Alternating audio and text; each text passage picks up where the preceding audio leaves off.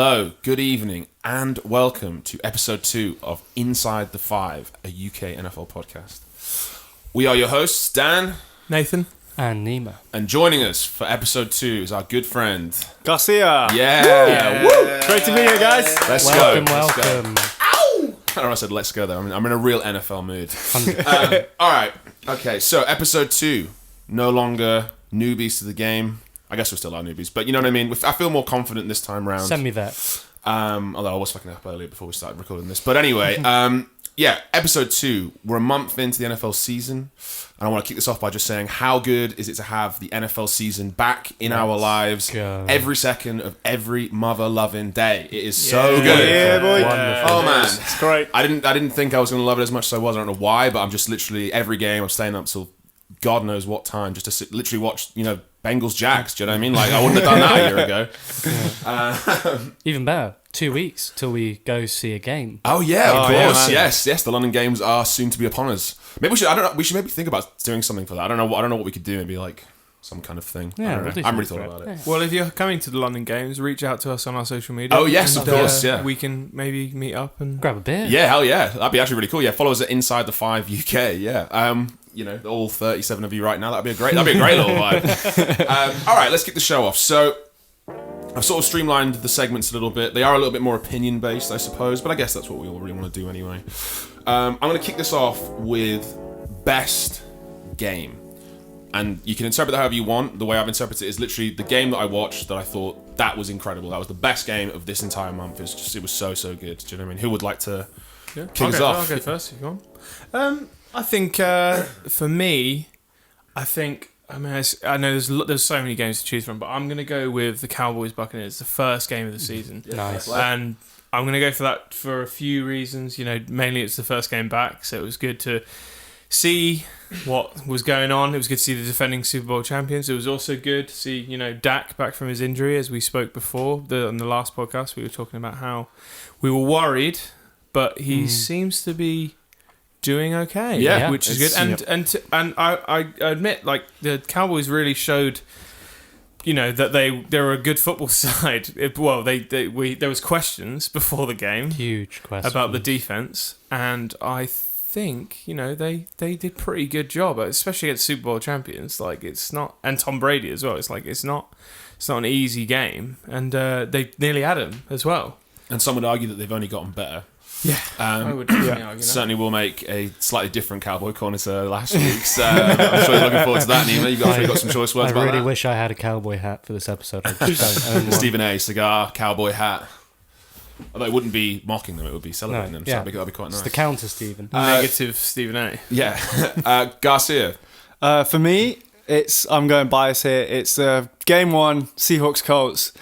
First game back, we come out with a win. So for me, on a personal note, it's got to be that one. The only win you have Shut up. Shut your mouth.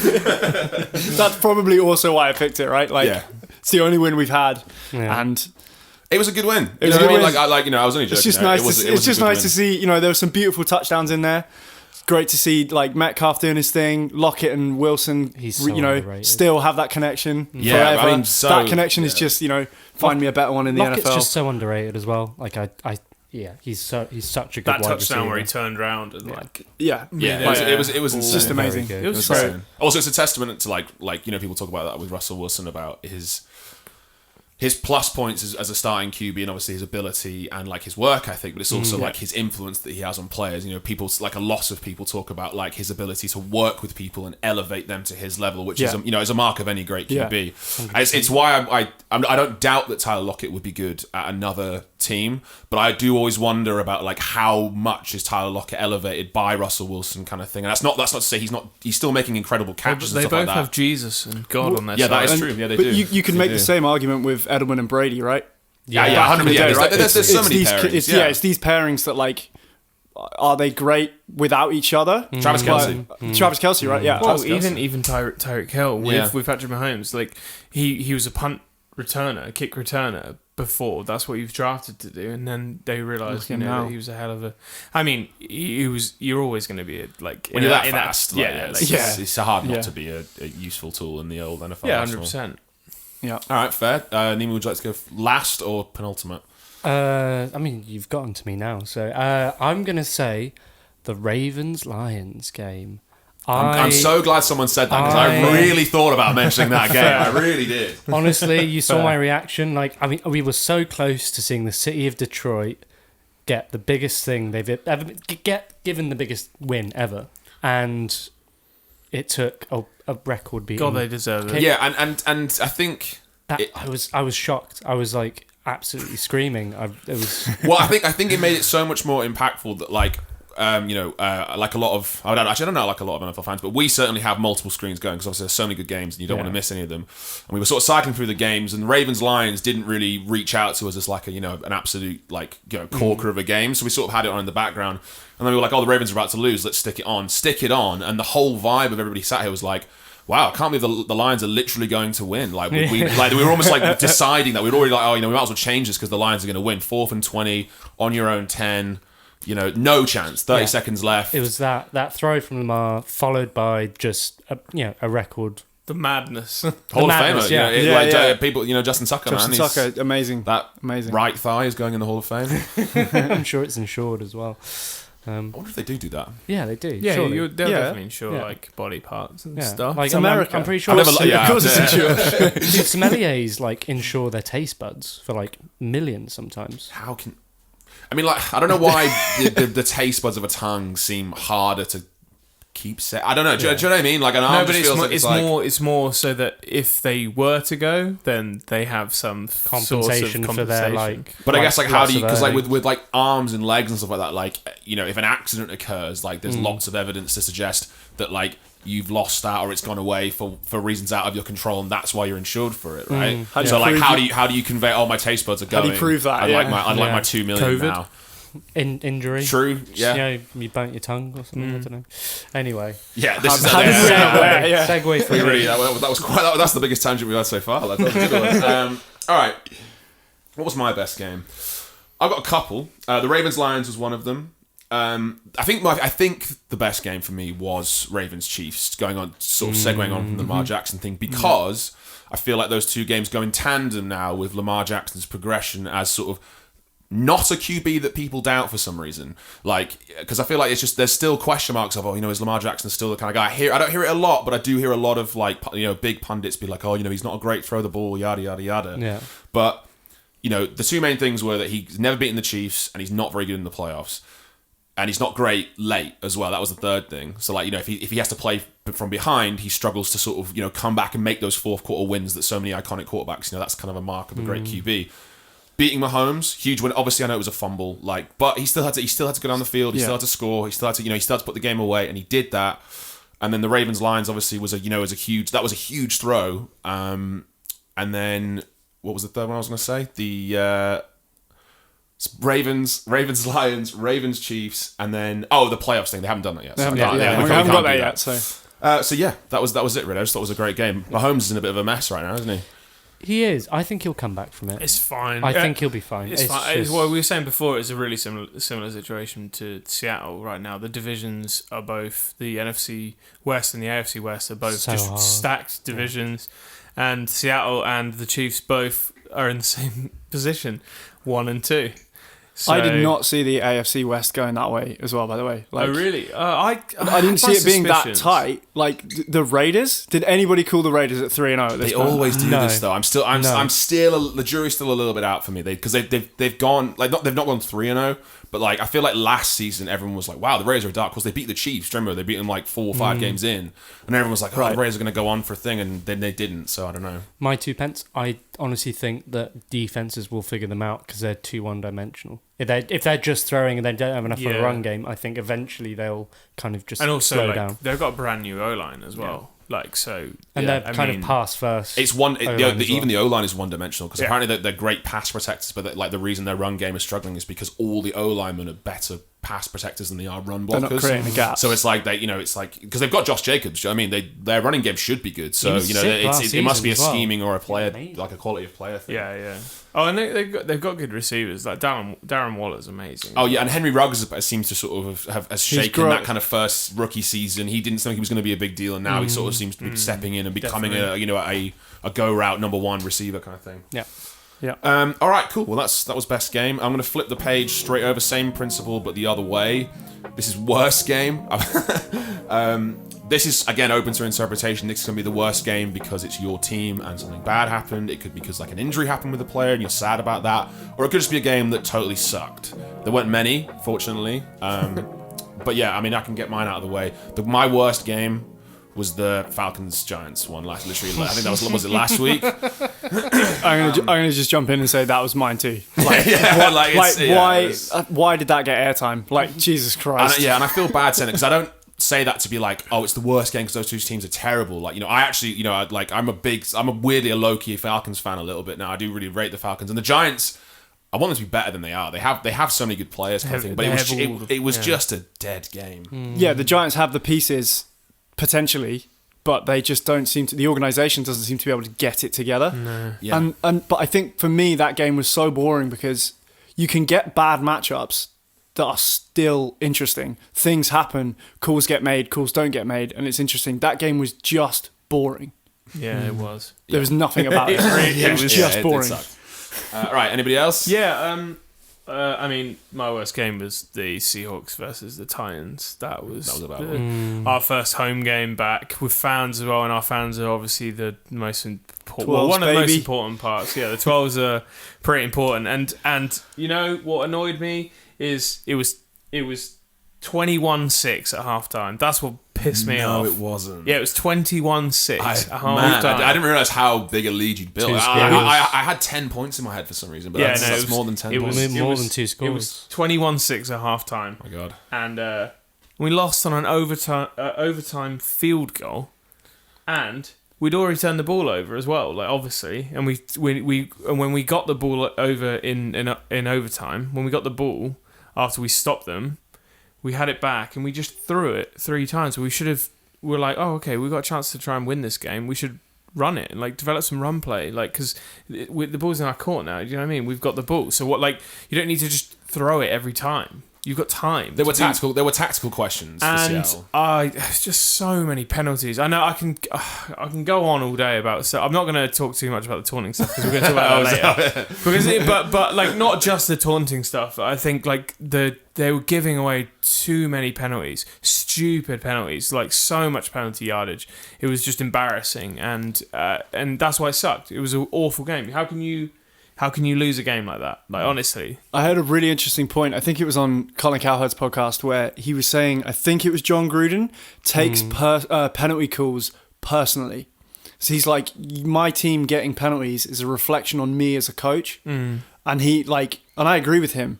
Like, you need to stamp that out because it's a lack of discipline for the team. And look at what it cost the Seahawks. This is the thing, though. It's like a different coaching style. And Pete Carroll's all about, like, he's like, I want you to bring your individualism to the team, and that fire is what like sort of creates big defenses as well. So it can go one of two ways, and it's just unfortunately it cost us very dearly, and now we're 1-2. So having that was my sort worst of game. Flexibility between like making plays and being aggressive, Yeah, and there's a just difference. following a script.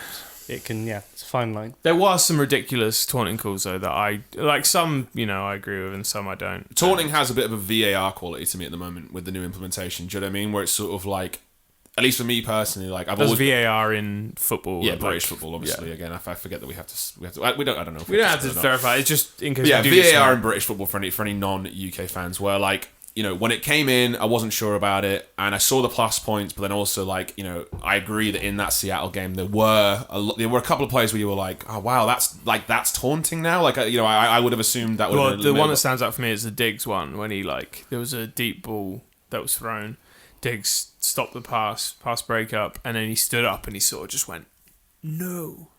And they threw the flag immediately. I was like, oh, really? Yeah. Come on. Well, it's like, where's the line between... but what's the difference between him just going no with his hands and a wide receiver doing the first down mark and things like that? Like, there's a good point. I think that one called specifically. There was a Steelers play that I saw where the guy who was celebrating he wasn't celebrating at anyone, but he was excessively celebrating to his teammates. I sent that that to me years ago. Was that from years ago? Yeah. Would they flag that today? Yeah, 100%. Yeah, of course. That was the point. That was the point. It was that it was just to be clear to anybody listening who hasn't seen it. I think he made 85 yards. Yeah, but it was I don't know what the play was, but he crawled on his knees across the entire sideline. That his team was high-fiving people. His celebration was 85. It was. The celebration gained him 85 yards. Yeah. It was insane. Do you know what I mean? So and to that point, actually coming back to what I was trying to say, which is I do understand some stuff like that. It's not that I find taunting really rude or inappropriate, or whatever. But I do understand that the NFL has a responsibility to sort of one, keep the safety of the players in mind and thinking with your emotions rather than your head in full contact sports can increase the risk of injury. And also, I guess it's setting an example to younger people watching the game. And you want to these people are idolized, and you don't maybe want to idolize qualities like that where it's it's less about winning and it's more about making someone specific feel bad because that you're beating them, kind of thing. Yeah. And that's the only pro I see to it. But I agree that if it's not going to be absolute, and we're not going to iron out an exact rule guideline of what is taunting and what isn't, then it's not going to work. What is celebration? Yeah. That needs to be ironed out. And if it's not, then I agree. It will annoy me eventually if it just keeps flagging games because obviously it kills the momentum. Yeah, exactly. Yeah. I think the officials will take some time to figure it out, right? They're still kind of is that taunting? Is that not? And between them, they will hopefully figure it out. Kind of like VAR had teething problems, and now it's starting to settle in the Premier League. It's still got issues. It takes time. It feels less alien now, VAR. Yeah, I think. Yeah, Nima, your worst game? So my worst game is less a boring game. It's more possibly the worst play calling decisions I've ever seen, and it's the Chargers versus the Chiefs. And I think that regardless of the Chargers win, that their play calling on their final drive was atrocious. I thought it was bad, and I'm gonna iron it out right now. So they're first and 10. I'm sitting back. They're first and 10 on the Chiefs' 38-yard line. 58 seconds on the clock. Chiefs have 2 timeouts. What do? You should run the ball. Take a timeout out, okay? Yeah. What they did was they threw it, 2nd and 4. Was it a completion? Completion. Chiefs take a timeout, 54 seconds on the clock. Okay, cool. They throw an incomplete pass. Yeah. 3rd and 4, 51 seconds on the clock. Then it's 4th and 4, another incompletion. They go for it. They get the illegal shift. They go back 5 yards. There's still about 48 seconds left on the clock, I think, at this point. It's 4th and 9 now. Yeah, it's 4th and 9. And then they get the lucky PI. Admittedly, very lucky. The incredibly lucky PI very lucky. that ended up with the game-winning drive. What they should have done, in my opinion, and feel free to disagree, is they should have taken the 2 timeouts out with the first 2 downs. 8 seconds off the clock, 50 seconds left. They have one more run. They can chew 40 seconds, and they're still within 35 yards of field goal range. They leave 10 seconds on the clock, they kick it for 3, leave the Chiefs no time. I just think some people argue putting the ball in your QB's hands is, ballsy and whatever. I just think it's reckless. And they did it against the Cowboys as well. They messed up. And they just got away with it. Better patterns forming there. They absolutely got away with it. There have been sort of, you were saying about put the ball in your QB's hands. There have been questions of Edwards-Helaire and his fumbling. So perhaps that was an influence on their decision making. It was the Chargers. It was the Chargers who were on the drive, not the Chiefs. The Chiefs were defending in this point. Oh, sorry. It's Justin Herbert. My bad. I didn't actually see the game, so. So I agree with those lots of points, and I think when I say in a vacuum, I don't mean to say that as I'm going to disagree with you. I don't mean that, but in a vacuum where other factors aren't at play, from a gameplay standpoint, I totally agree with that. Chew the clock. Why risk it? You can kick. You're already in a position to get points. Just get all the time away, kick the 3 points, and just hope to God they can't hit a Hail Mary. The 2 things that I think are important to remember with the situation they were in, one of which has been spoken about a lot, which is it's less about the scoreline, it's more about the psychology for the team trying to debunk the Chiefs. It's a divisional game. They're rivals. The Chiefs have dominated their division for the last 4 years. Patrick Mahomes is currently the guy to give the ball back to when you want to get a win, kind of thing. In everyone's mind, I'm not saying in terms of actual, hard evidence, but people always talk about if you put the ball in Mahomes' hand, he's going to win the game, kind of thing. So I think that played a role. And then 2, kicking even a short field goal in Arrowhead, like one of the loudest stadiums in the NFL, where like the emotion of the stadium is going to feel there. Like maybe I'm not saying that's definitely going to be a thing, but I could imagine the coach being like, you know what, I kind of want to go for it anyway, and like, what if he misses? Then I guess you go to overtime, so your point still stands there, but. Yeah, it's a good point. We felt the same when we were watching the game. It was hard. We were a bit when it got to 4th and 9 and they still were going for. We were a bit like, whoa, okay, this is bold. It just seemed like an emotional choice. Where were you know they? what I mean? Very on true. the 4th and 9 on the They pitch. were roughly between the 30 and the 40 yard mark, but closer to Field the goal 30. range, 100%. Like definitely field goal range, 100%. But by that, they could have hit a field goal. the whole time they're in field goal range. Cool. But the Maybe problem, not on first down, like when they had 2 timeouts left. I think they were just outside. That's some ballsy playing. But it just feels like an emotional choice. Like it felt like he was like, I'm gonna like swing my. Do you think that? Sorry, I'll let you. Do you think Justin Herbert has a big say? In the offense? That was my point. Yeah. So actually, I have heard that. I think who's their coach? I can't remember. Brandon Staley. I think he said in an interview, Herbert came over and was like, "We're going for it, right?" And Brandon Staley was like, "I wanted my quarterback to make that call." fair enough. Okay, well, Which that's is good like, then. Yeah, so and I think that shows this. That's character. There's this character Yeah. and there's this growing connection between Staley and Herbert. It's And trust. It's trust in his quarterback. and you have to have that to be great. That changes my opinion on it slightly if it came from Herbert. and in himself. fairness, as much as I guess the sort of the questions about why he would be allowed to do it is like, he's young, he's only his first year, he's talented, maybe he shouldn't make those decisions.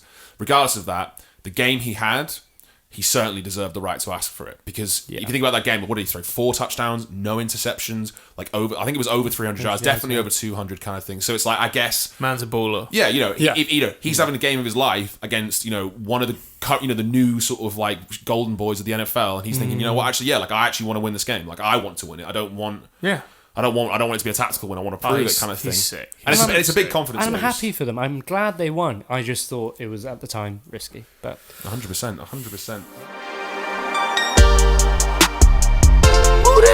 Quarterback. That's a good one. You know not. Did you like that, boys? That's great. I literally cooked that up today. So this is a new segment that we're going to try and run every month, just as a bit of fun, because why not? Do you know what I mean? Keeps the social content going. It's called Who's That Quarterback? And the game that everyone can play, but mostly you guys right now, because obviously you are here, is I'm going to give you some stats. I'm going to give you stats from a game, from a quarterback, from a certain week. That's all I'm going to tell you, and all you have to do is just guess who you think that is. Sweet. Okay? All right, so it was week 1. He was 21 of 33, 291 yards, 2 touchdowns. He also had 4 carries and 40 rushing yards. Oh, Who's I that mean, I quarterback? answered on Twitter, but I'm going to stick with that. And I now that I've heard how many, or seen how many attempts, I know it's wrong, but I'm gonna say it's Dak Prescott. Okay. I know for a fact Dak threw more. Yeah, he 33 threw like times. 60 times, didn't he? Something like that, or like in the 50s at least. Yeah. But I'm gonna go Kyler Murray. Yeah. I was going to say Kyler, but I think that the rushing yards is too few. Yeah, that's what It's I'm like thinking. 40. Did you say 40 rushing yards? It's going to be someone like surprisingly immobile, like. No, 40 is quite a good amount. I would Well, say. not for Kyler. No, not for Kyler. Like but that was my point there. It's like I'm going to go for somebody like Matt Stafford. yeah, Not mobile. Or Baker. yeah. I was going to go Mayfield. for like a Baker or a Matt Stafford or Okay, Matt Stafford is not mobile. I don't know where you're Yeah. getting this. No, like, but I've never seen Matt Stafford rush for 40 yards in a game. that's my point though. Is I think this quarterback is Had a game rushing. like a career Yeah, day yeah. for rushing yards. Not like Baker's Trevor good Lawrence shout. or Carson Wentz. let's go Joe Burrow. Fuck Joe it. Burrow. Okay, Let's go Joe Burrow. that's a closer guess. I'm afraid none of you were correct this time round, lads. The QB was Tyrod Taylor. And the reason I chose Tyrod Taylor is that I just wanted to give him a little shout out and just say, you just can't catch a break right now, buddy. And I really feel for you because he started the season so well. Who the hell did. thought the Texans Yeah. were going to be good? Do you know I'm what I gonna- mean? Like, Honestly, they won every game when he was in it. He was a until maverick. he went out, and he went out, and then they started. Yeah, That was it. they're just down. like they're the Texans that we thought they were going to be. Now, did you see him in? Was it the Jags they played first? Like that first game, like he didn't stats wise, he didn't look like it. But I'm not joking. There were like 3 or 4 plays where the pocket collapses. He rolls out casually, and there's like a huge edge rusher rushing him down. He's literally just like giving him little shoulder shimmies, and then just like and then just lobbing it 50 yards like straight into this guy's hands. I was like, what? Where the hell has this guy been? Yeah. I mean, he's obviously been injured, Well, which had is my a point. I mean, Like, punctured lung Yeah. last year, Honestly. and he got taken out. He's I hope Such they a harsh fired way that to lose the doctor. starting role. Yeah. Yeah, Well, no, he's they like, did, yeah, they but he's did. lost his starting role 3 times now. He lost it to Justin Herbert because of the punctured lung. punctured lung, and then before that, it was at the Browns. Yeah. And he got injured because he was a starting QB in the season when Baker got drafted, and he got injured, and then Baker came in, and then it was like done. Baker's in now, and then obviously this season as well. So you just imagine. Is he out for the season, or will he be back? He's not out of the season, and also thankfully, and this is no disrespect to the standing QB. I think he's a 3rd rounder. He's one of those where it's like he could have gone in the 1st and he didn't for whatever reason. He's a 3rd rounder. I watched him Was it Davis Mills? I can't remember his name, but like I watched him play against the Panthers. He was good. He wasn't like, it wasn't like when Justin Herbert came in where you were like, oh, cool, Tyrod Taylor's lost his job 1 game into this guy's career. Justin Herbert's first game was the Chiefs. And Oh, he, yeah, and he was that was it, yeah. ridiculous. Yeah. Yeah, you're never getting your job back after a game like Yeah, that. no. Do you know what I mean? To confirm, it Then was he won it. Davis Mills. It was Davis Mills, it cool. is Davis So he's Mills, Davis Mills. Excellent. All right. Okay. He still is Davis Mills, not was. Yeah, well, thank you for playing that. I hope everybody at home who did see that and have a little guess. Were you right? Were you wrong? Let us know at Inside the 5 UK. On We all also social media have platforms. similar versions of that on our Insta or Twitter. Yep, they're all there. It's all well, the reveal will be posted on Monday. I sort of queued it up so Friday's there, and then we do the show today, and then the reveal's on Monday for anybody that misses it. Yeah. It's a great way to stretch out one piece of content. Indeed. Okay. What I'd like to do now is going off the best game, worst game thing, going a little bit more specific here, but still very broad. Is this category's called most surprising team. So based on what we had in the off season, based on what they did last year, as the season has begun. Obviously, I know it's very early, so again, these opinions are going to be sort of potentially short-lived. I like that the Jamar Chase thing. Sorry about that. I was going to bring Sorry, that Jamar. up. You've really. Most surprising player. It's almost like he heard this podcast. Do you know what I mean? He's really come out of the gates, Man. But anyway, yeah, it's basically a team where right now you're just a bit like, oh, I didn't expect them to be that good or that bad. It can go both ways. Anybody want to kick us off with that? I'll kick us off. I think it's pretty obvious. I thought the Chargers were going to be good. I didn't think they were going to be this good. Cool. Yeah.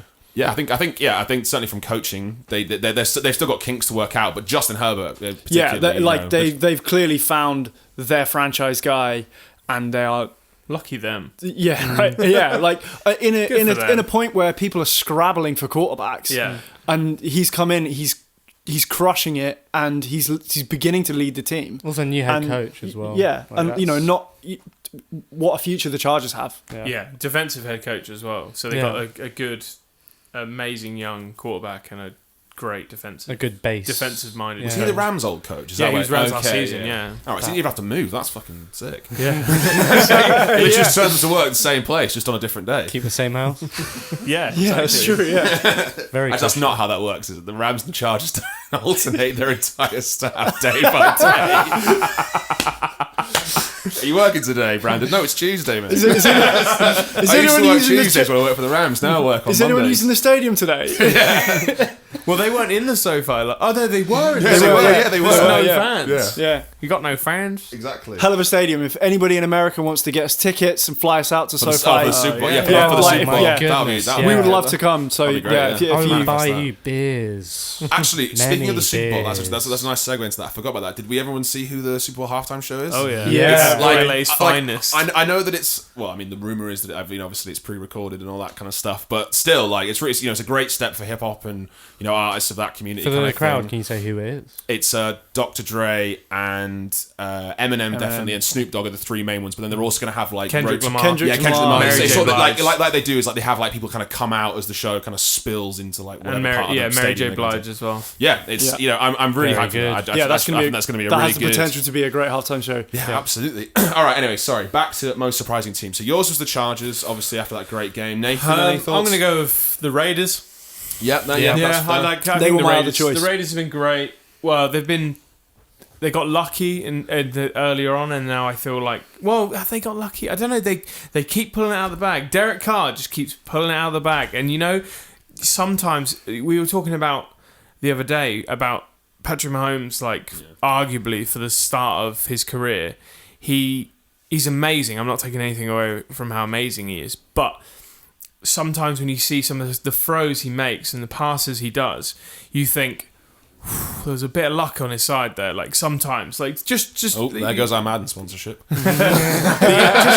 just like percentages. When you see like the catchability percentages and things like you like some of them are like fucking shit. Like how did like you know? Well, are we seeing the demise of that this season? You know what I mean? Like he's I mean, obviously it's 2 interceptions. No, but, yeah, but I like don't- there are 2 where you were like, bro, like you knew that wasn't on, man. Like come on. No, Like- he had 2 in the last game. yeah, but And he had one in the game before. There are 2 in my mind. It was Yeah. it was the Ravens one where like Yeah, he's yeah, yeah. literally being sacked, Yeah. and he just chucks it like, and it's Apparently just like, he was come, trying like to throw that out of bounds, though, wasn't he? Was it towards the sideline? I feel like if it was going to go out of bounds, if it was out of bounds, it was a terrible throw. Anyway, about that, Derek Carr on the other side is just lobbing the balls up, and Yeah. they are just getting caught, and they are like they look They've got they a look tight great. receiving Yeah, core. they look great. And Derek Carr, he's leading the passing yards. He had 435 passing yards against the Ravens. He had 382 against the Steelers, and he had 386 against the Dolphins. Like that's so much yardage. He's There's so leading many the movable. yard- he's leading the he's league in leading. yards. He's leading it. Yeah, I'm going to come he's- back to him later. But I he's think, as yeah, well. and he's got 6 touchdowns, and so you know he's doing good. It's a good season. Man's doing good. Am I right in thinking the Raiders have won twice in overtime? So this is So this they're is, not yeah. blowing teams out. They're doing just enough right now. If anything, they're going behind early and then fighting back late, and then throwing it away late and then winning it late. Winning it, Like yeah. that, and, that's it's like, and that luck will run yeah, out. that bubble will burst. And you know who it feels like?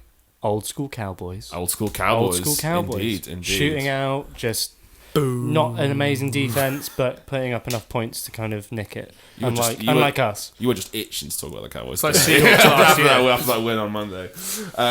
Okay, well, did anybody else? So we've done Nima. Most surprising team, for me, the Colts. I didn't good. think they'd be 0-3 at this point. Well, they haven't known 3 in 10 years. And I genuinely thought with Carson Wentz, they had an improvement on. Remind me his name. Old Philip Rivers. Philip Rivers. Old Old man Philip Rivers. Rivers. Old man with his like what 12 kids or something. Yeah, He's like 8 years younger than Brady. yeah, but yeah. No way. In fairness, Brady, you know, like we all look older than Brady. Do you know what I mean? We're about 20 years younger than him. I mean, the amount of kids he's had, I'm not surprised he looks his age. But anyway, Philip Rivers. yeah, he's got like 12 kids. He's got 9. Let's I'm genuinely sure it's double. It's a lot of double kids. digits. I agree. Maybe I he's going rate for the double figures in his retirement. Probably, potentially. I rate the commitment, but I just thought their O-line would be better, but they have had injuries. I think T.Y. Hilton's out. I'm pretty sure Quentin Nelson is still out for week 4. Yeah, he is. I don't know how long he's out for. I can't remember, but I thought they'd win some of the game. Like they lost to They the lost to us, They lost to yeah. the Seahawks. I thought they'd win one of their other 2, but they also had some tough games. So hopefully they might bring But it. they're not. back. They're not. On paper, they're not a bad team. They're not, they're they've not. got good lines. That's why They've they're got a surprising. good running back as well. Jonathan Taylor is a wicked running back. Yep. I Nice think stuff. Carson Wentz hasn't won a game since last November. Yeah. That's telling. What's the rumor on the Colts and Carson Wentz again? Or is well, it there is? I'm thinking the Eagles. The Colts are No. prepared to pull the trigger Yeah. on Carson Wentz potentially. This is again, I'm going to Yeah. use the word allegedly. If he goes 0-5 or 0-6, and to that point, I actually looked into the games they have next. Their next 3 games Oh, God. are the Dolphins. A bit easier now with the start of the season, Yeah. but then they've got the Ravens. And then they got the Texans. So, like, the Texans, it feels like Carson Wentz could go 1-5, so I guess his job would be safe at that point. But I think if he did actually go 1-5, He needs to go to the Colts. Tyrod Taylor. Yeah. Well, he needs Tyrod to, yeah. Taylor. Come on, Tyrod. Get in there and sort him out. Yeah, absolutely. Show him how it's done. I think Carson Wentz and his play style have a lot to answer for. Reckless. Yeah, it's exactly the word I was going to use. That accounts for so much of where the Colts are at. He's not playing smart. He's fragile. The dude gets injured. But play smart. Like, Russ has never had an injury in his whole career. Yeah. Unlike, they're obviously very different QBs, and Russ is very, very good at sliding with his Very baseball evasive, background. yeah. But look at the way Tom Brady plays as he's gotten older.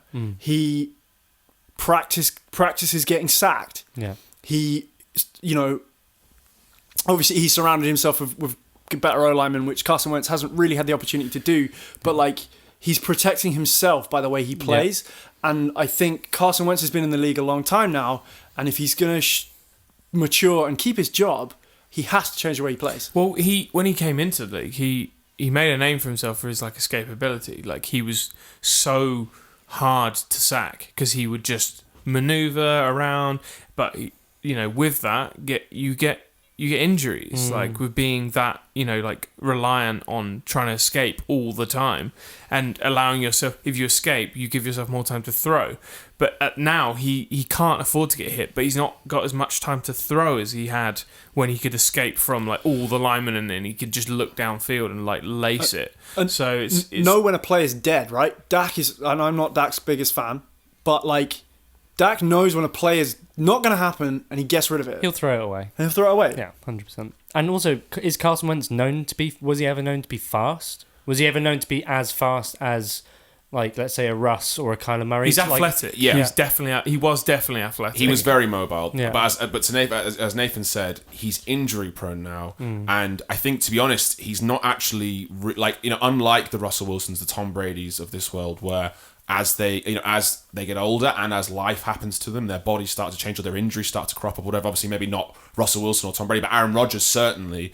They adapted their game. That they've evolved into a way where they can still be elite, but consistently elite. And Carson Wentz gets a lot more injured. He hasn't changed much of his play style. And the bottom line is, he completes 57% of his throws this season. Yeah. So even when he has time to throw, he's not doing that well. That's really what's worrying. I think if he was nailing it, but he was getting injured, maybe the Colts would sort of breathe a bit easier. But it's like, when he's upright, he's still missing wide open targets, underthrowing, overthrowing. Maybe not throwing picks, but he's missing wide open guys. He didn't even look that good against our, like, secondary, and our secondary's not great this year. He looked average. He looked average. Yeah. Can you And sack game him loads one- as well? Yeah, we sacked him him loads. loads. Yeah. Can't remember. I mean, stats. that's a story for another time. Yeah, our pass rush is pretty good. Our pass rush is good, but our secondary is trash. Tragic, yeah.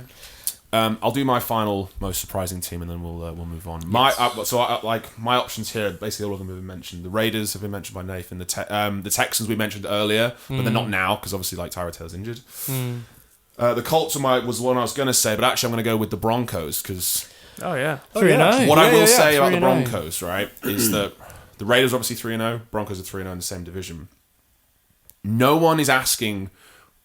People are asking whether the Broncos are going to maintain this, but no one is worried about the Broncos in the same way they are worried about the Raiders, where the Raiders feel like they're winning close, nail-biter games, and is that bubble going to burst? Whereas the Broncos are like they're just thumping people, no Defense. problem kind of thing. Now, admittedly, they are playing against. They played 3 teams who have a combined record of 0-9. Yeah. So if they play a good team, who knows? But Teddy Bridgewater's good, doesn't turn the ball over, and their roster is really good. Like, people forgot about Jerry Jeudy last year. Do you know what I mean? Like, he was the receiver that everyone was really hyped about last year. Though he is out, isn't he? Now? Is he injured? I thought he was injured. I I missed thought this I could be. Oh, maybe I don't know. Yeah, maybe I need to. I thought he had an ankle more injury. research. I can do a little confirmation for you if you want.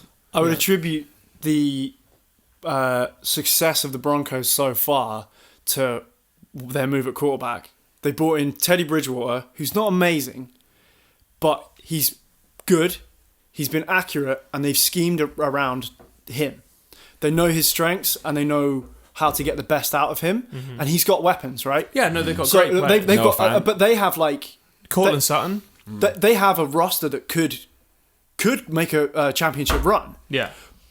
and they've put Well, at least playoffs. Yeah, playoff. and they put a quarterback in, and they're scheming around him, which is kind of converse to what we've just talked about with the Colts. And let's not forget that the Broncos are known for their defensive play as well. Like they've Yeah. always been a very They're a big defensive solid. Yeah.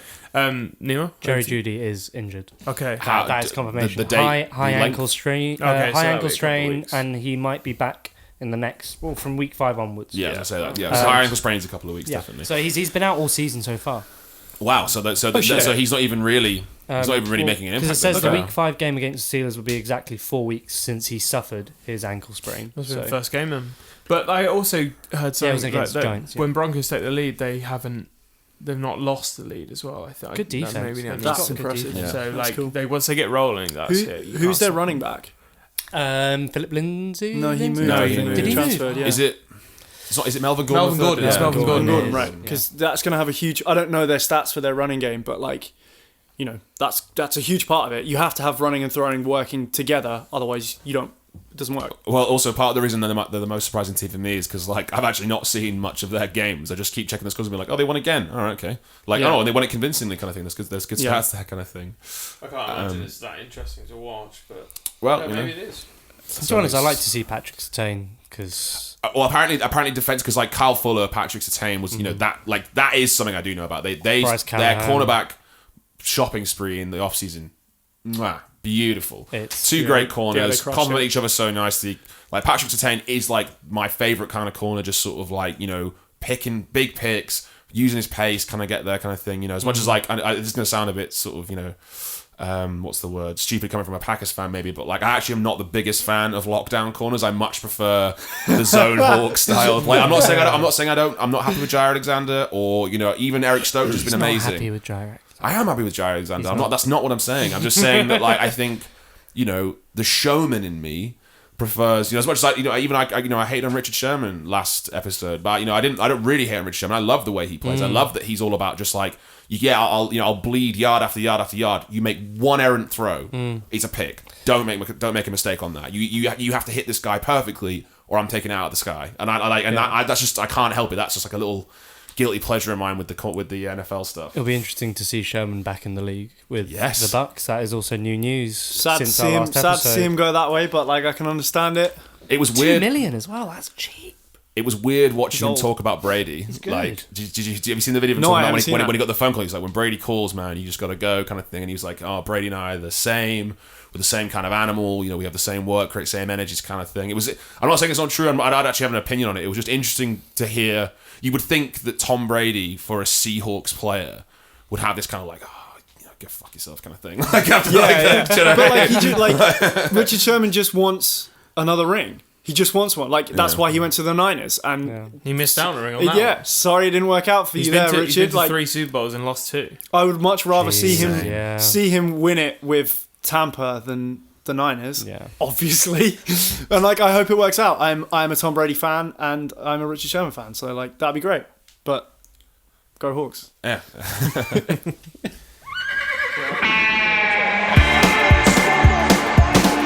I can't stand it. They make me sick. It's the worst defense in team history. How about them Cowboys, folks? Buckle Let's go. What a season. a cigar and cowboy hat. Mum, I have not got a Stetson. cigar in my mouth, I promise. I mean, feel free, ask me a question. I've got everything for you. Do you realistically think the Cowboys are good enough to make a run of the Super Bowl this season? I think that with everything I've seen so far, we took the Bucks super close, and our defense is so much better than it was last season. I can give you some stats here, my friends. Please do. So we so far lead the league in turnovers with 8, compared to 22 in the entirety of last season. We've already got nearly half of last season's turnovers. That's the only stat I have. Well done, Cowboys. Then it's settled. Cowboys. The number one defense is the Dallas Cowboys. Robberies. No, it's not. It's the Carolina Panthers. Yeah, that is true. Not only that, and so this is not a statistical thing.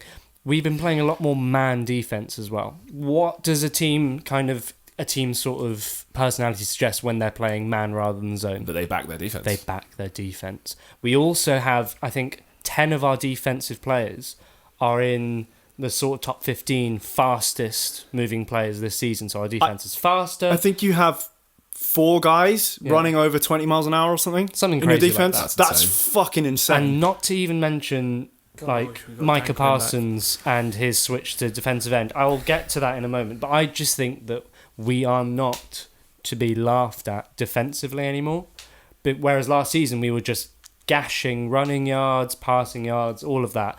And I think if the Bucks and the Chargers struggled to put up points against us, I mean the Bucks were under 30 and the Chargers only scored 13 points, 14 Yeah, points? and the Bucks have scored a lot of points this season. Like, even Yeah. against the Rams, they scored nearly 30. So, it's I just think I'm not going to say we're going to make the playoffs because we've got the next 4 games are really hard. We've got the Panthers, even though they don't have McCaffrey, etc. I actually don't have the rest of the games in front of me, but we've got the Panthers to start with. This is a very well prepared Cowboy one and corner. done. One and done with the prepared. stats. Well, I'll go out on a limb and say you will make the playoffs purely Yeah, because I agree. Washington, There we go. Philadelphia, and New York do not look. We're 10 and like 1. it's because you're in a That- shit division. Yeah, absolutely. Let's make no bones about that. I don't know. Like Washington just seemed to be further proving me right. Where it's like I did not see what everyone else was seeing before the season. Like I don't understand how if you don't have a QB that you're building a future around, how can you realistically make a play for it? Even in the NFC East. I think people got excited because they got to the playoffs last season and they nearly beat the Bucks. And I think people saw that and were like, "Oh my god, they must be great yeah, again." I forget but they won that. They won right. They won that division. That was Yeah. just a car crash. What was it like 6 and It was a 9 tire or whatever? fire. Like it was just that. Oh man, I can't hate on that division enough. and I love it. You listen to Cowboy Corner with Root and Toot and Nima. Nima. Can you tell Dan's bitter about having the NFC West as his league? Where Oh, yeah, we've got to one mention- game and you're pretty much Fucked. yeah. Yeah, well, it was like you guys had a good run this year. Do you know what I mean? Like it's It's been great to watch. it's Yeah. a shame the season's over so soon. But Yeah. No, Cowboys. More Cowboy talk. I was tempted to put them in my unexpected team as well, but I just thought that would be too much Cowboy for one day, absolutely. but- You do get your own section, so I do appreciate you talking about the Cowboys with discretion outside of that. 100%. So that dedicated segment. The thing I want to talk about with the Cowboys, Yeah, go on. as much as it's probably it feels surprising to me, even though when you look back at the last couple of years, it actually shouldn't be. Not only do you have a good defense, y'all can run the ball again. We can. Zeke looks we can. fucking good. And I feel like I'm really glad that what I saw in preseason of him, even though he didn't play at all, I remember looking at him just going, this guy looks different now. Like he looks, and I feel like he's got that energy back. He's got that little zip. Because I think when he started to dip in form, I tried to look back and go, what is it about Zeke that made him so good? What was the qualities he had? 'Cause obviously, muscle mass. yeah, every running back is a little bit different, but it was like now I'm seeing this season. It's what I remember about Zeke is that faster. he hits a tight gap hard. And sorry, that was a really dirty phrase. He hits the line of scrimmage. I'm going to rephrase it. Sorry, Nima's mum. Yeah, he hits the line of scrimmage, and regardless of how many people are in the box, he can still get 5 yards. He's the guy where it's like you hand him the ball, he gets 5 yards, no problem. And I feel like he's got that quality back now. And with him and Tony Pollard's are out basically absolutely, outside not the to numbers. forget him. Run. This is what I plays. was going to say is do you think, to the room, do you think Zeke coming out looking significantly better than last season has something to do with Pollard, right? He was If good he's last year. feeling the fire up his ass, you've got to get better. I think Dak's return. it's also to do with the fact he fumbled the ball a gazillion times last season. I think he was there was The so NFL much. record a gazillion times. It was so much. It was like 6 or something. There was so much fire under his ass. like from fans after all. People were like, let's cut him. Let's take the contract hit and just cut him. He's running in carbo sand, as they say. You know, it was, I think Dak's returned from the injury as well, though, massive. Oh, God, that would have boosted the whole team as well. Yeah, it is great to see Dak back in the league. Because like if he can face that kind of killing adversity, and that would have been definitely motivation. I do agree. Also, I think what's interesting about Dak's return is, and I guess it's just because he's playing well and he's proving his his worth kind of thing. But the main thing I saw with Dak was it's like, I don't watch him play and go, oh my God, like he's a sleeper QB. Like, do you know what I mean? Like, I'm not saying he's not, but like I don't look at him and go, oh my God, that's another Mahomes, Wilson, etc. kind of thing. But boy, do the Cowboys look better with Dak Prescott. Like his qualities, what he brings to a team, just on the field, outside of his maturity and his leadership, is like, you know what? Like the Cowboys team is actually good. Like they just did not have a QB capable of doing anything, and I don't think any coach would have made that work. Last year. And now the Bears are seeing that firsthand. That Well, Andy not Dalton, was it one game he's played? Yeah. but like Mitch Trubisky, like he's now at the Bills, and you're seeing what he got out of that team. Yeah, absolutely. Thumped the Bears as well when he played them. There are a few points I want to make. Going back to the run game, so we obviously had, I think, over 160 yards rushing in each of the last two games. I think Zeke had 2 TDs, 95 yards in week 3. It's a big game. And a bit less in week 2. But the main sort of, I think, the huge stroke of luck / bad luck for DeMarcus Lawrence, but good luck for us, was Micah Parsons' move to defensive end. He's exclusively played D-end for the last 2 games. And week 2, he had 8 pressures, 2 tackles and a sack, and 4 QB hurries. Week 3, he led the team in pressures, hustle stops, which is something I've never heard of. So a hustle stop is basically how many times you've hustled the QB or like hurried the QB, but also you've run over 20 yards to do so. So he's like obviously been I think Herbert, when he got sacked 30 yards deep against the Cowboys and they ruled him down or like stopped. That was a weird play though. That shouldn't have been called. But that was really strange, but that counted apparently. He threw it away. That was the main also, thing. He did throw away. From snap to like getting off, it takes him 0.8 seconds. That's a fast man. That's insane quick. reaction. And like I think he's just going to stay there now, regardless of what happens. Playing that Dan Quinn, Bruce Irvin, linebacker, defensive end. And Dan Quinn as well. Good for him. Good for him coming back to the annoyed Cowboys. that he didn't come back to Seattle. Yeah, well, Seattle need him right now. The Kenyon Jr. grass needs... is greener in Jerry World. Though you say, I'm always blaming. I should have cued the music just to play out there while Nima laughed. Riding into the sunset. The amount of money spent on, Oh yeah, God yeah. What was it? 1.5 billion. Well, that was just the practice facility. Actually, that was so. The final thing I want to mention before we move from Cowboy Corner, Yes. and it's a very quick point, is just to back it up, is that the Cowboys have played formidable opponents. That's literally what I've got written down. They played the Bucks, narrowly lost. Played the Chargers, they won. I know the Eagles are a bit, are they good? Are they not? Still a divisional game. And was it at home? It was at home, wasn't it? No, I can't remember. Okay, right. Well, I mean, either way, it was a division game, and I think to win by 20 plus points and get 40 up against, and the Eagles. The best thing about the Eagles is their defense, supposedly. So I thought that was a really good and thing. our O-line is held up. That Absolutely, regardless of any injuries and stuff. Anyway, speaking of going back to Ezekiel Elliott, the outstanding players and players who have either risen from the ashes or have met expectations this season. The next segment we're going to move into is Player of the Month. Which all that means is just like any player that stood out to you. I don't really want it to be MVP. Like, it can be someone like that, but try not to make it about the MVP thing, because we do have a section about that. So just like player that surprised you, a player that's delivering, however that may be. Anybody mind if I go first? Yeah, go man. Go for it. My player of the month, drum roll, is Sam Darnold. Yes, great shout. Nice. Great shout. I just feel like it was really sad watching him at the Jets. And seeing the Jets this year, I don't wish Zach Wilson to have the experience that he's having, but I think having that experience and being able to see that only proves how unfair a situation can be for a first-round quarterback when they're just asked to literally be everything. And I'm not gonna lie, I don't have the stats for this, but I think Sam Darnold did a better job coming out of the gates than Zach Wilson has. He certainly threw less turnovers. I know that. So.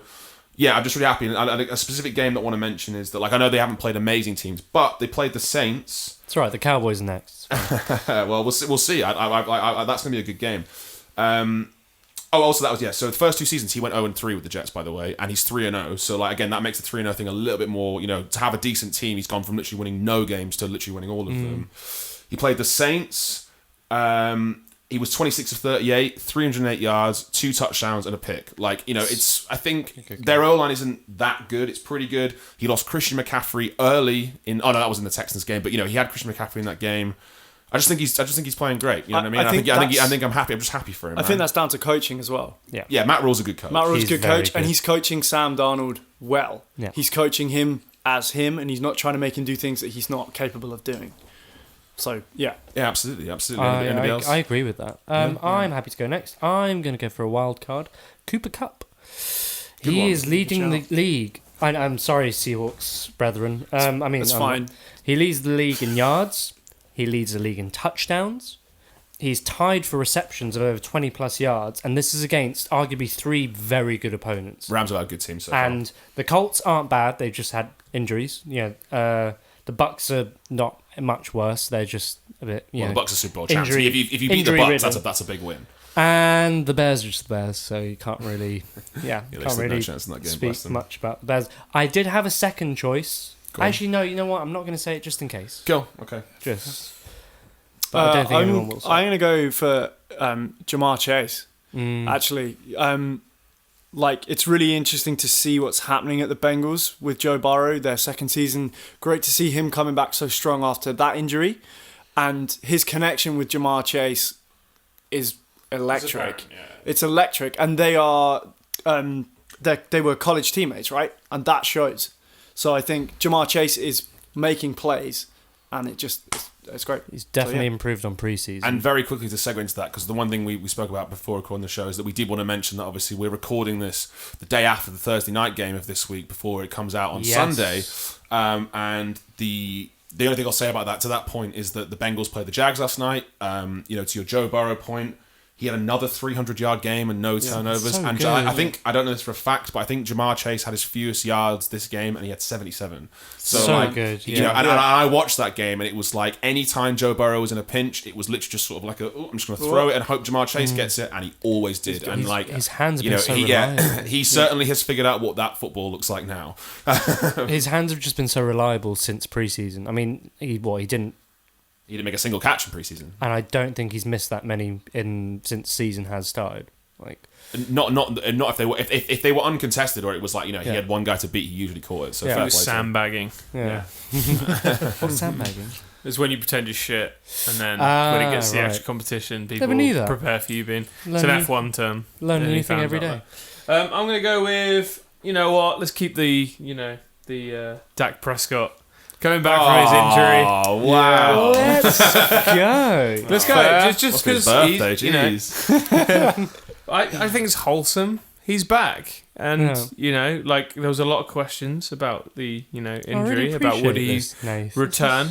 Lovely. We all were there watching the game when it happened, and it's good to see him back. I was sick to I my think he's stomach. also actually been really good. Yeah, better than ever, I would say. So doesn't look like the injury affected him mentally. So Nor Joe Burrow. I mean, like credit to medical That, science, man. Like that shit's really taking some making Double, some strides forward. double. I give a round of applause for Dak Prescott. Yeah. All right. Okay. Fine. Nice one, Dak. Good back. Good for you, Dak. I'm Welcome raising my whiskey to you, Um, Dak. back.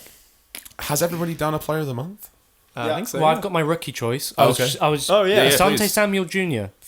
Good shout. Good Sorry, shout, man. I have to throw his name in. He's had 2 incredible picks.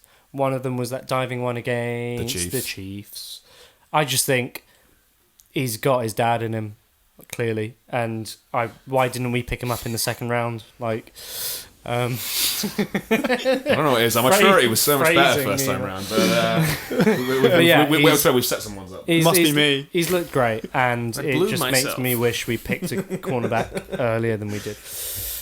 Great. Okay. Moving Well, on. yeah. Lots of players of the month. My second one was Lamar Jackson because of the Chiefs thing, but we've already spoken about him. But he would. I think he's made some good strides where he feels like a real deal now. I'm going to throw Derek Carr in that conversation. Yeah. I'm not. His numbers speak for themselves. Yeah. Okay, so we're going to swiftly move on. What we're going to do now is, you know, we're going to do like a division rankings thing, but again, it's like we're very conscious of time and trying to make sure this doesn't not go on for too long, and we know that we waffle anyway. So I've come up with a sort of makeshift quickfire compromise for sort of discussing division rankings, right? The game is called Stick, Twist, or Fold. Are you all familiar with the poker terms there? Yes. Yes. Okay. So what I'm going to do is I'm going to read out a couple of teams. I'll give you their record. I would like you to think about what division they're in and who they're in there with. And if you know what their games are coming up, you know that's cause bear in mind. I'm going to ask you to stick, as in wherever they are in their division, they will stay. Twist, as in they're going to move up the division and go towards the top. If they're at the top, they can't go there, so you have to say stick just in case. That's the only one that doesn't work. Or fold. They're going to come down and the division's going to realign. Okay, does that make sense to everybody? Everybody at home understand? Stick is that. same, Yeah. twist is up. Stick is fold. same, twist is up, fold is down. Don't know how I Okay, forgot excellent. Let's start with the obvious one. The Chiefs. that. Twist. Twist. Yeah. Twist? Yeah, I think they can all agree with that. They're too fucking good. They're too good. Their defense isn't at the moment, you know, but yeah, you would assume that the Chiefs are going to bounce back from 1 and 2, right? That defense, that division is certainly going to realign. What's going on at the Raiders can't last, and that, you know, yeah. Absolutely. Okay, great. Well, yeah, that was the obvious one out of the way. I'm going to say that one's the end. I'm going to do this duel. Raiders and the Broncos, just get that division out of the way. Stick, twist, or fold? Twist. Twist and... They're top of the division. Right? Oh, They fuck. can't, they can't sorry, Fold. fold and Sorry, fold. stick in any order. Ooh, I think one of them see. might stay where they are and the other might kind of drop. That's a good out answer, of it. actually. That's quite nice. I quite like that. Yeah, I agree. I agree. I think they're okay. both moving. Yeah, they're both going to move. I think they're both moving, yeah. Fair enough. Either the Broncos stay second or the... Yeah, anyway. Okay. The Panthers, they're 3-0. They're top of their division right now. Remind me who's in their division? The Buccaneers, the Saints, and the Falcons. Fold. Fold. Hate to say it. By how much? 1. Yeah. By 1. You think I they're going to yeah. finish by the I Saints? think they'll finish second. Yeah, I think they'll finish Yeah, by the Saints. I agree. I wonder if that'd be a playoff. What about the Bucks though?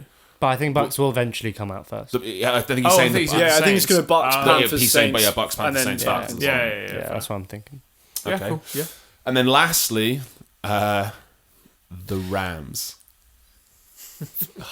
I'm going to I've leave put the two NFC West Seahawks fans in first. an awkward predicament here. Fold. Fold. Fucking fold. Fucking fold. We know what they chose there. By how far? Realistically, that's By how far? Oh god. who was? Let's say. Okay, who's replacing them? Yeah. Well, I mean, you can say Seattle, so that's a pointless question. I more meant like. No. I'm actually I trying just not don't to. even know. Like it's so hard. I'm trying to... not to. And if I I'm being can't like, even answer this question. if I'm being like super objective about this and leaving my Seahawks, you know, stripes at home, Car. think they stick, man. I agree. I think they stick. I agree. I think they stick. I hate to say it, but I agree. just want people to know how hard that is for me to say. Yeah, we've got two. I fucking hate the Rams so much. He's clenching his And- fists in case and you that can't is- see that. Oh, Did you? How did Sean McVay's performance on the sideline make you feel? Did it make you feel good? you can go fuck himself. Did He looks too good. I hate it. Yeah. Like, you know what? I just Yeah. hate it. They got their new shiny stadium. That stadium is lit, And yeah. then Sean McVay is like gorgeous and like, Yeah. and the Rams kit looks sick. Sean and McVay's It's gorgeous. very, Yeah. I'm telling our graphic guy for that. it's very LA. What's going on at the Rams is very They're LA. very shiny and great. And Yeah. Fuck the Rams. If man. anyone's Like, gonna fold, I think it's gonna be the Cardinals in that division. I agree. The people are buying into the Cardinals too early, in my opinion. I agree with that, I yeah. I think they're like they're so they've got all the makings to be a great team, but also on the flip side, they've nearly lost. They haven't been decisive enough. Yeah, for sure. they're just like Yeah. they're too like what do you what's the word? Like, Inconsistent. yeah. I think and those mistakes and those play calls, those kind of things, they come and bite you in the arse eventually. I also have to say, Kyler got injured last season, right? yeah. There's no saying that won't happen again. He's not protecting himself well enough. Yeah, he has that luck of that kind of luck thing. That at the luck, moment. I and agree like with that will, you know, it's a long season, and it's a longer season than last Also, time. there's like, to be clear, they could be 1-2 right now because the Vikings missed a field goal and the Jags gave him a game. Like, I know the Cardinals having a good pass rush is part of the reason of why they won. Yep. There was one throw. Trevor Lawrence threw one throw where actually it was a play action and the go route was on. And because Chandler Jones and JJ Watt applied too much pressure, he had to throw it short and he threw a pick six. Now, that's obviously great defensive play, but like, it's the Jags. Yeah. How are you a pick six away from nearly lose throwing that game away? Like, you should you should be walking them. The Bengals, I mean, the Bengals kept it close, but they're the Bengals. Especially if you're in the conversation to be winning the NFC West, right? Absolutely, yeah. It's the hardest division in football. Like you can't be in a nail biter with the Jags. Yeah. And the final one, very quickly, the Colts. Stick, twist, or fold. Stick. Ooh, 0-3. You think they're going to stay at the bottom? Yeah. I think twist. I think they'll get better. I think they'll work it out. A very slight twist. Yeah, slight twist. Because the Titans are the top right now, and then the Texans are second with 1-2, and then it's 0-3 for the Jags and the Colts. Yeah, but you never know. Like, that division is so terrible. I think it's the Titans have got lucky this year. You just don't. And then also, like, they're playing hard teams as well. Like, they're playing the NFC West. Like, that's our AFC team. That's our AFC division this year. Is that division? So not an easy run of games for them. It's not. They got to play the Rams. They've got to play like all those teams have got to play the Rams, Cardinals, 49ers. I take the Jags over the Colts in head to head. I take the Jags over the Colts. No way. What? No chance. No way. Surely, I feel like Frank Reich, from a coach standpoint, will be able to defensively scheme for... Because, like, as much as Trevor Lawrence is looking great, like, now DJ Chark's out, I am a bit like, Trevor Lawrence is now doing all of it. Well, they've lost their running back as well, haven't they? Yeah, he's not even played at all. He didn't play in preseason. Is it Travis Etienne? Yeah. Laviscus Chenault did show up, to be fair. he showed the fuck up. He had such a good game last night. What's that name again? Isn't it Laviscus Chenault? No. Is that the Jags wide receiver? Yeah, he had like 90-something yards. They've also got Marvin Jones as well. He's pretty good. Ooh. All right, cool. Good. That was a good. What did I call that round? Stick and fold. twist. Okay, fine. So we're going to move into one more sort of similar kind of segment like that, and then we've got little cheeky power rankings coming up, and then we're going to finish on the MVP race. I think how does that sound? Everybody good? Sounds great. Doesn't sound like I've missed anything, does it? No. Good. That's my anxiety put at ease. Okay. So. Similar to Stick, Twist, or Fold, this one is called In or Out. If you're a British football fan, you'll understand the sort of hashtag Wenger out, Mourinho out, yada, yada, yada. It's that kind of principle. I'm just going to give you a name of someone, a player, a coach, whatever, and you have to tell me if you want them to stay in, as in keep their job, or out, they're going to lose their job. Okay. The first one, Joe Judge. Out. I agree. At the moment, I agree. Because part of me is like, you've got a good team now. Like, you've lost 2 games stupidly. Did he draft Daniel Jones? I think he was the new coach when they brought him in. I think he was there. I think that will depend. But But the head coaches draft, or is it the GM? The GM makes the decision. Gettleman, wasn't it? Who I drafted. think Daniel Jones will go before him. I could see that. Yeah, I think that. That's just I don't, because if they've got a good team, Tyrod Taylor, and always rooting for you, man. If the GM thinks that the play calling is fine, and the play calling is good, then it's a QB issue. What I would say though is that Daniel Jones, on a number of plays, as much as he has limitations, there have been times where he has made big things happen on the ground, and other pieces, like, was it Darius Slayton against Washington, where like he literally he was free. He was wide open in the end zone, wide open, a complete blown coverage. It went straight in and out of his hands. Like, Daniel Jones can't do more than that. Yeah. And what put it on a plate for him. Yeah, and what I will say is that, like, to be like there's got to be a coaching responsibility to be leading, like, especially with the Falcons game, where it's like they were in that game the whole way, and then they went a whole touchdown ahead with like not that much time left against an offense who had only scored once the whole game.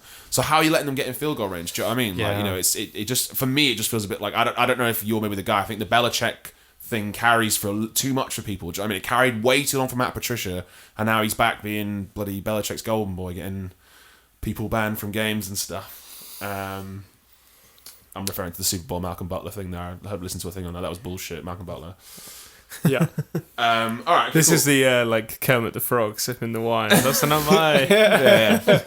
I think he goes. Okay, cool. I think Right, you okay, guys- fine. yeah. Yeah, so we're all in agreement there. Yeah. Carson Wentz, I think he goes Out. out. Yeah. two yeah. simultaneous ankle sprains. He's made of glass, and he's It's a funny like, image, that. Yeah, it was weird to see because he just walked over and he just kept holding his shins, and I was like, it doesn't look that bad. And then they were like, he sprained both his shins. I was like, to be fair, that actually sounds like it sucks. Like, Yeah, he's what bad out. luck. And also the injury was horrible. He's out. As I a, think he's as a got to go. cowboy, I think he's got to go. I just have no... We've spoken about the Colts. I've no first, respect for so I won't fight you on that. This is an interesting one. I've listed 3 for the same team because I'm not sure who's at fault here now. Okay. I'm up for this. Mike Tomlin, Kevin Colbert, the GM, or Big Ben, Big Ben. Big in Ben. or out? Get rid of Ben. Big Ben. Ben's out. Mike Get rid of Tomlin's Ben. a great coach. Keep Mike Tomlin. Mike Tomlin's awesome. I agree. The GM chose to re-sign Big Ben for not a huge contract, but for like 15 plus million. Do you think, it's complete speculation, that was to do with the way the draft played out with quarterbacks this year? The competition for getting Possibly. quarterbacks was so fierce that they're like, well, Ben's been good enough for years. What's one more season? I would argue that he has, and that, this is coming from someone who was like, the first Super Bowl I watched was Big Ben's You first like Super Bowl, it. so I'm a real Big You're a Ben fan. fan. The man's a regret. I would not say he's been good enough for 5 years, in my Right. opinion. I think they've been good enough to get to the playoffs in a terrible division. Up until this year, Yeah. the Bengals sucked, the Browns sucked, and like conclusively sucked. The Ravens were good, but it's one team. You only got to play them twice. So like, you should be getting to the playoffs every year. Do you know what I mean? Like, no one gives Aaron Rodgers praise for winning the NFC North every year because it's like we should be winning that division. No offense, anybody who's a fan of that we know. Sorry, Bears fans. But you know what I mean? Like, lot of Bears no one gives him praise for that. They Shout criticize out. him for not winning the Super Bowl. Whereas like Big Ben sort of seems to get this weird sort of like Free pass. and also like people question his motivation. He never trained in the off season. He didn't have a strict diet. You know what I mean? He lost so much weight. It's like, yeah, he lost a lot of weight for a guy who was quite overweight for a quarterback. And again, I'm not fat shaming or anything like that. Like, that's nothing to do like that's not what I mean. But you know what I mean? When you're an athlete, no, you yeah, have to question the motivations behind that. And to speak to that, like, you compare him against Tom Brady, who has looked after his body like no other human being. Who's nearly 6 years and old look now. and look at where he is. And Big Ben hasn't, and you can't fix that now. All of that time that he should have spent, looking after his body, is gone. Yeah, and Aaron can't- Rodgers is what, 2 years younger than him, less than. Yeah. He does not. They do not seem. Do you know what I mean? Like he's like. I know Aaron Rodgers doesn't. He's not the same caliber as Tom Brady because he feels older than everybody feels older than Tom. But Yeah. Aaron Rodgers won the MVP last Yeah. year. Do you know what I mean? It's like we were in another NFC Championship game. Yeah. Did the Steelers make the playoffs last year? Yeah. Yeah, They they lost- did. they They lost lost the the Browns. Browns. Yeah, but it was like again, it was a shock upset to the Browns. But like, I think also like Ben is the quarterback style that he plays is gone. Bygone. Yeah, it's It's bygone. gone. He's he's from an era that has gone, Statuesque. which is like, I like Ben. I'm a fan of Ben. I love the Steelers. I think they're a great franchise. But like, time to move on. okay, fair enough. We'll leave that one there. I apologize, Bears fans. Well, maybe you agree with me. Matt Nagy. Out. Go. Out. Go. He admitted live on air, someone in an interview, that there was questions about his play calling. Like I think he said something like, "Yeah, some of the play calling choices were, like, maybe not the best." Could that not be viewed as taking accountability? Yeah, which is good, but that also kind of is showing the where maybe some of the blame should lie. True. I I don't know guess if it's acknowledging with Matt you've done Nagy something or wrong the doesn't make it GM. Who's better. the GM again? Ryan Pace. Arguably, Ryan Pace has got a bit more time for me because he's managed the draft. I think if he hadn't taken Justin Fields, he would be in hotter water. If he He's probably yeah. chilling out a bit more now because Yeah. he's given him a franchise QB. Yeah. Like he needs to And build a team around it, but that's not for a while. Well, has he given him a franchise QB? Like Justin Fields is, it's early days. Potentially, yes. 9 but like, that's not his Oh fault. my god! That's Don't not his fault. pin that on No, Justin yeah, Fields. well, How no, dare I guess- you? I'm not, man. even as a Like, Packers fan. I just Did you assumed see that's that what game? you're referring to. No, Okay. no. I'm saying that like it's too early in Justin Fields' career to say whether he's I going to felt be good enough or not. Right? felt like so bad. at his 9 sacks. Myles Garrett. Have you watched the sort of like the player highlights of Justin Fields? There were about like on the 9 sacks, I think 7 of them, Myles Garrett ran at him unpressed. There was no one in his way. Myles, he literally was just blindside. He's just literally about it. He's like he's sacked before he hits his 7-step drop. I know Justin Fields hasn't really popped, but he has to me. I think the team he needs protecting by play calling at this point. Yeah. He's a rookie, and it's Matt Nagy's job now to protect him. Especially without an O-line that Yes, is if that's happening on the below O-line, average. if that's happening on the O-line, like if you're the franchise guy, protect him. And you all know Number how we one, felt cool. about Yeah. Joe Burrow and his True, injury. very We, true. we would Yeah, not exactly, want that on anyone, especially Fields. True that. Like, I think the one thing Nagy is doing well is he's not saying that Justin Fields is a star. That's the only way he is truly protecting him. Is like he's giving him game time experience in a bad team without putting the pressure on it. Being like, okay, this is your team now. You need to elevate it and show the fans that you're the reason this team's going to improve. He's sort of created this nice little space where like Justin Fields can get sacked 9 times, but here we all are not being like, oh, Justin Fields, I don't know if he's the guy kind of thing. We're just going, oh, that Bears team is terrible, which I think is an important compliment to give to Nagy. But I do agree that like some of the play calling, some of the offensive schemes just don't feel that great. It doesn't feel, it doesn't feel great. What's going on in Cincinnati, in Chicago right now, and sorry. Okay, this is the last one. Before I say it, I wanted to know that I have no opinion on this. I just thought it'd be an interesting one to talk about. Cool. Pete Carroll. And before you answer, I can This is say out of the why I chose him. And this I'd is not my like opinion. that, yeah. Is Seattle 1 and 2, and obviously that's not a definitive thing. But I wonder about sort of like this is like sort of the second time in a row now where like Russell Wilson sort of seems to be carrying a team now, and the only thing that it made me think was it echoes the Aaron Rodgers, Mike McCarthy sort of fallout, where sort of like, I'm not saying they're all true, but there have been rumblings that maybe they don't get on as well as maybe they sort of show it for the press and stuff like that. And like now we've got another season where the defense is sort of not really popping, and this, Russell Wilson he looks elite. Russell Wilson still, Because he is, and he's passer rating, he's leading. But like you know what I mean? Like but I think people are overlooking that again because it's like people just go, oh yeah, it's old Seattle. They just can't be good on both sides of the ball kind of thing. And it's like I wonder whose fault is that? Do you mind if I take? Yeah, go ahead. I think Pete Carroll has too much say in personnel. I think the issue is who we're bringing in. I think Pete Carroll is a great coach, and I don't think you can take that away from him with his record. But I think he needs to focus on his strengths of coaching the players. And we've seen him turn it around. Last season, our defense was shit for the first 5 games or for the first half of the season, and then we fixed it. So I think we went from the worst defense to the best defense. To the best defense. Like Pete can turn it around, and I think that's the issue. And I don't necessarily believe the Pete Carroll, Russell Wilson issues. I just think that Pete needs to be focusing on what he's good at and put people around him who can do their job better. And Ken Norton needs to go. Yeah, I think so. Okay, great points, and I agree with Yeah, those. yeah. I'm gonna put this into things. So what I was thinking was like, if there's a younger coach that maybe would sort of reignite some stuff in Seattle, but I couldn't think of any off the top of my head. So I'll rephrase that to, let's say there was another, McVay, Shanahan, like LaFleur kind of coach. If that was available and he was available, as fans, let's say you go, you have a same old year, playoff run, you don't make it. At that point, if that coach is up for a thing, would you hope that they would move on from him, or do you think they could give Carroll more years? I think that our new offensive coordinator has the potential to be the new head coach eventually. What was his name again? Shane Waldron.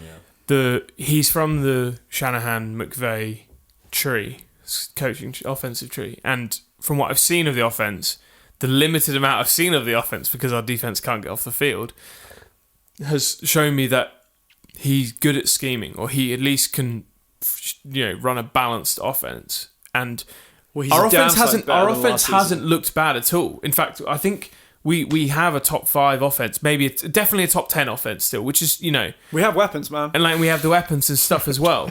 But but the defense can't get off the field. There's no point in having, or the offense can't shine. The best way to beat Russell Wilson is to turn him into a spectator. Yeah, and like whereas I do have the I am sure that Pete will turn it around. I'm sure that they will turn it around. I don't think that Ken Norton Jr. is the right fit for Denver. I think his defensive stats in terms of like the things that he's like like yards given up and all those kind of things. I think they prove that he's not good at his job. I'm not saying that it's all his fault. Yes, Pete is in charge, and Pete makes the decision on who his coaching staff are.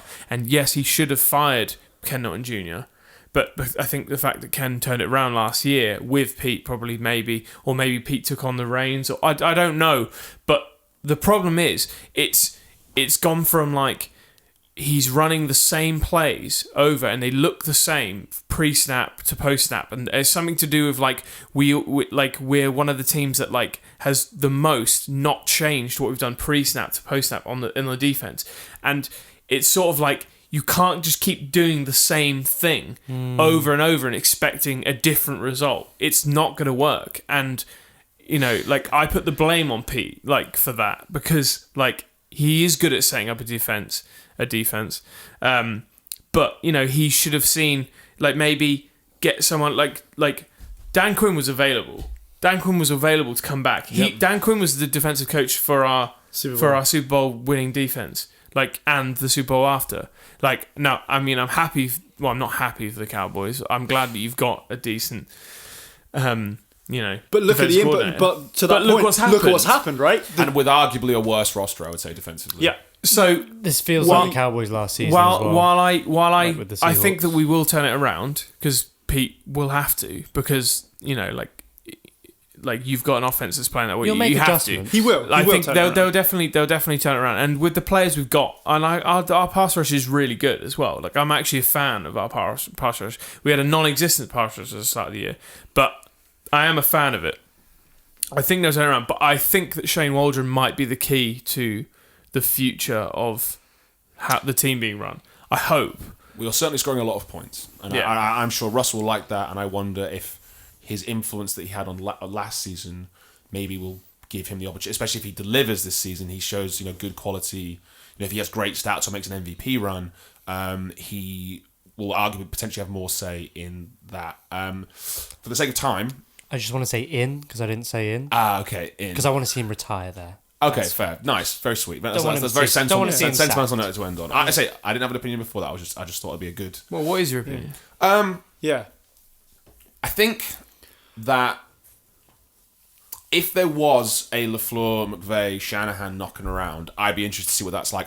Purely because when Mike McCarthy got fired, I was very in between about how I felt about that, and I was sort of like, because like look at what he's doing with Dallas. Like McCarthy's not a bad coach. Pete Carroll, not a bad coach. But LaFleur came in, he went 13-3 twice, wins the NFC Championship game twice. And the squad's no different. If anything, it's worse. So that's impressive to me. And I think youth and energy in that way is something that's important. I think I've seen an impact in my team. I was just interested to see whether Seattle will do that. Because Russell Wilson is, he's insane. He deserves a...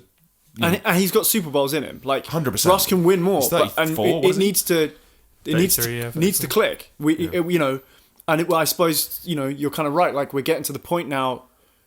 2013 was a long time ago. Yep. 2011 was a long time for Green Bay. I mean, that's how I feel. Yeah. It's we'll see. We'll just see what happens. It's still super early. Maybe on the next podcast you can ask the same question. Absolutely. Yeah. I think that'd be And great. I'll maybe give another verdict. But for now, I hope with the Niners coming up, it's going to be such a tough game. Is that this Sunday? Yeah. Yeah. Such a 9 p.m. The NFC West Divisionals. Tennessee West Yeah, Divisionals. it's literally like a Royal Rumble. So for the sake of time, I'm gonna do what I did last time with the MVP thing. It's an updated MVP, but it's an updated MVP pick. But there's more of us, and I think we're all gonna have different MVPs at this point. So what we're gonna do is we're gonna go around in a circle. If you have more than one, just say however many you have. Don't give an opinion on it, and we move on. And if there's any glaring ones that we're like, whoa, what? Then we'll talk about that one, because I think they'll all be quite obvious. Nathan, would you like to start us off, please? The referees. Then The officials. ridiculous taunting calls. Yeah. No, I'm gonna go with Russell Wilson, just because he's the only good player on our team, and I just need to give some positivity towards the Seahawks right now. So I'm gonna go with the good vibes. Russell Wilson, he's playing well. He's throwing touchdowns. So Nothing better than winning. I didn't say. Another word. So we'll see. Niners this weekend. He loves playing the Niners. That'll be so a huge game. To be honest, I think that's a big game for the Niners in the sense of like if they don't win that, that's their season's like 100%. 2-2. Do you have any more? Do you have any more MVPs? No, Russell Wilson. Just and the Russell rest. Wilson's going to win the MVP. Cool. I have two. One is fairly obvious. Justin Herbert. Cool. I can't believe I'm going to say this. Matt Stafford. That's an excellent shout. I'm sorry. I'm sorry. Derek Carr leads the league in yards, 5th in yards per attempt of all starting QBs, and leads in passes of 20+ yards currently. Yeah. 3 games in. Cool, yeah, across 3 games, we'll see if that lasts. My 3 were Josh Allen has found his form. I know he didn't have a great start to the season. He is getting better. He is still elite. He is what he feels like he could potentially be. Is, you know how people talk about Cristiano Ronaldo, British football here, as like physically no one was built better to play a sport. Josh Allen feels like that. Whether he lives up to that, I don't know. But when I watch him play, I'm like, if I could have cherry-picked qualities in every facet of a physical being to play a quarterback, it would be Josh Allen. Yeah. So, and it seems like he's only getting better into that as much as the slow start. It's a really Matt good point. Stafford was my other one. And not because I think it, but Aaron Rodgers is always in the race. He just, people love him. He has media hype. He's played great against the 49ers. Yeah. And admittedly, he played great against the Lions, but it was the Lions. Yeah. Cool. Yeah. Any disagreements there? None. Excellent. Move on. All right. Okay. Moving on to our final segment. Another new segment. We're going to do these every month. We're going to do a sort of a power ranking things. I know people love to do these, but again, as there's more of us, we're well over the time that we sort of said we were going to do this week. But just to aid that, as much as that's ironic now, we've decided that we're going to nominate one person from this group each month to do their power rankings, and it can be as biased or as unbiased as they would like. So with that in mind, we're going to move over to Nathan Garrity for what I'm dubbing his Garrity Grandstand. Nathan. Are you ready? You ready for an incredibly biased? No. I think everybody knew it was going to be a little bit biased. So, number 10. Number 10. The Bengals. Ooh, Oh, nice. I all like right. it. Yeah, I'm here for that. Bengals in the power rankings. Yeah, let's go. Bengal fans are out. Cincinnati just erupted. Where you at, Bengals Nation? Number 9. The Broncos. Yeah. Okay. Yeah, fair enough. Yeah. I agree with that. Yeah. Let's go through them and then. All right. Number 8. The Buccaneers. Ooh, low. All right, fair enough. Low. Well, they Bad defense. Yeah. Richard Sherman. And Number JPP. 7. The Cardinals. Yeah, okay. Okay. So one team from the NFC West that isn't Seattle. Why are they in the top 10? Number 6. The Panthers. Oh, Okay, okay. yeah. I Fine. like Power it, yeah. rankings. Number 5. The Cowboys. No way. Hey, we're talking. It's this month. We're talking about this month. This month, yeah, Okay, fair. Oh, my Number height. 4. The Packers. Yeah. Okay. Yeah. Fair. Number 3. The Chargers. Oh, yeah. Okay. Fair enough. Fair Number enough. 2. The Raiders. Number 2, the Raiders. They're playing. Sorry. They're 3-0, man. They are 3-0. They are 3-0. They are. They've got the current on pace MVP playing quarterback as well. And number 1, the Bills. Wow. So Seattle did And make. an honourable mentions to the Seahawks and the Rams. I don't think that was okay. Aside from the Rams not being anywhere near the top 10, Look, on the flip side, of that I thought it was really mature of you not to mention the Seahawks there. I thought that was really great. Because they are not top 10. I thought it was really good. Of I was you there. expecting Seahawks number 1. Yeah, well, when he got to 2, I was like, well, the Raiders are 2, surely Seattle's number 1. But, Yeah, but I no, was like, fair. where the fuck are the Bills then? Yeah, I was that whole power No ranking cheese. through me. I had no. You were taking me on a wild ride. I didn't know they're where we were Yeah, going. well, Yeah. that's it's just how I feel. The only one I want to ask about is how have the Bengals made the top 10? I just love Joe Burrow. And Oh, I so think it's he's- just Joe pure Burrow unbiased, like Joe Burrow. No. I appreciation. think like when there's a player that they've played, they've looked good. Like with him, Yeah, they like have. they're a bad team, but they've looked good. Like, and I know they've played like shit, like the Jags. Like, but like Joe Burrow's playing well, and like I'm just going on this like the last 3 or 4 because they played 4 games, but they're top of their division right now, aren't they? Yeah, And they are. I believe currently, I don't as of know the that. game last night, I can check. they are. Wait, let me look. They are. It's a shame we both have shit laptops. On. We would have had this Yeah, by they're now. currently top of their division. So You know what? They're 3-1. For some reason, I thought their record was different. Just give a round of applause to the Bengals for being top of their division. Good for you guys, man. No one thought that. Not even us. All right. Okay. Well, I think. Let me just double check that I've not forgotten. No, that's everything. That is everything, isn't it? Right. Well, gentlemen, a pleasure as always. Absolutely. And to everybody listening who's got this far, thank you so much for The listening. Fivers, shout out to the Fivers. Oh yeah, for the listening. Fivers. Yes, we were workshopping names for the few of you that are out there. Fivers is good because there might only be 5 of you. Hey, I was a Fiver and now I'm a including guest. us. That's great. Dreams do really They do come true, guys. But yeah, for all of you who are listening who have not heard us before, thank you so much for checking us out. If you want to keep up to date with all of this stuff, make sure that you follow us on social media at Inside the 5 UK. Number 5. We not posted word 5 out of 7 days this week. Will we do that next week? I hope so. That is number 5, not it's the number 5. Yeah, not it is the number word. 5 at Inside the 5, the number. Yeah. UK. So I hope you guys have a great weekend. Enjoy the Sunday. The games are coming out, after this podcast comes out. So enjoy all those. We'll be all there. We'll potentially post them with our 4 screens. So yeah, have a good one, guys. Take it easy. Bye. Bye.